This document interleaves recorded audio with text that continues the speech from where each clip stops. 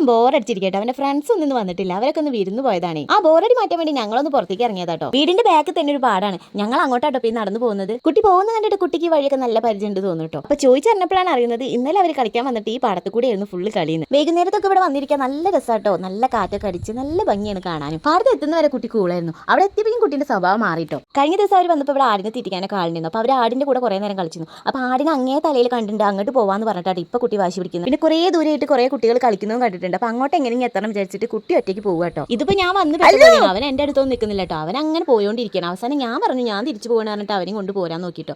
അപ്പൊ കുട്ടി അവിടെ കടന്നു ഉരുണ്ടും കരയാൻ തുടങ്ങിട്ടോ. പിന്നെ ഞാൻ പറഞ്ഞു അച്ഛൻ വരുമ്പോൾ നല്ല സർപ്രൈസ് ഒക്കെ ആയിട്ടാണ് വരുന്നത്, അപ്പൊ നമുക്ക് വേഗം പോയി വീട്ടിൽ ഇരിക്കാട്ടോ എന്ന് പറഞ്ഞപ്പോൾ അവൻ പോകുന്നു കേട്ടോ കൂടെ. വീട്ടിലെത്തിയപ്പോൾ ആ പരാതി സങ്കടമൊക്കെ ഉണ്ടെങ്കിലും അച്ഛൻ വന്നപ്പോൾ കുട്ടി ഹാപ്പി ആയിട്ടോ. വലിയൊരു പെട്ടി പടക്കുമായിട്ടാണ് അച്ഛൻ വന്നത്. ഈ പെട്ടിയിൽ പൊട്ടുന്ന ഐറ്റംസ് ഒന്നും ഇല്ല കേട്ടോ, ഇതിൽ പൂവ്, പൂത്തിരി, ചക്രം അങ്ങനത്തെ ഐറ്റംസ് ആയിരുന്നു കേട്ടോ. എനിക്ക് അതൊക്കെ ആട്ടോ ഇഷ്ടം. എന്തായാലും പെട്ടി പൊട്ടിച്ച സ്ഥിതിക്ക് ഞങ്ങൾ വിഷു എത്തിയെന്ന് എല്ലാവരും അറിയിച്ചിട്ടുണ്ട് കേട്ടോ. അപ്പോൾ ഇന്നത്തെ വീഡിയോ ഇത്രയുള്ള വീഡിയോ ഇഷ്ടപ്പെട്ടാൽ സപ്പോർട്ട് ചെയ്യാൻ, ലൈക്ക് ചെയ്യാൻ മറക്കാതെ. നെക്സ്റ്റ് വീഡിയോ കാണാൻ. Tata bye.